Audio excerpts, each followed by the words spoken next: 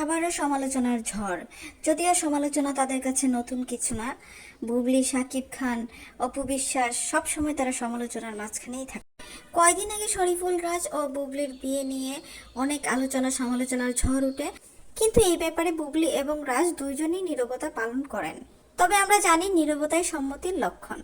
এদিকে 13 জুন 2024 একটি প্রেস কনফারেন্সে সাংবাদিকের সাথে হয়ে গেল তুমুল ঝড়। এবার আসি মূল ঘটনায়, আসলে কি হয়েছিল সেখানে। বন্ধুরা, আপনারা সবাই জানেন এই ঈদে রিলিজ হচ্ছে শাকিব খানের তুফান। আসছে তুফান। অন্যদিকে একই সাথে রিলিজ হচ্ছে রিভেঞ্জ, বুবলির রিভেঞ্জ। সেখানেই মূলত সাংবাদিকের প্রশ্ন ছিল বুবলির কাছে, এবার কি তুফানের সাথে রিভেঞ্জ পেরে উঠবে, নাকি আবারও মন্ত্রীর সাহায্য নিয়ে মন্ত্রীকে দিয়ে ফোন দেয়াতে হবে।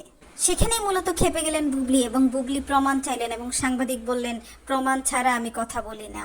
সাংবাদিক বলেন, গত ঈদে দেয়ালের দেশ মুভিটি চালানোর জন্য মন্ত্রীকে দিয়ে ফোন দেয়াতে হয়েছে।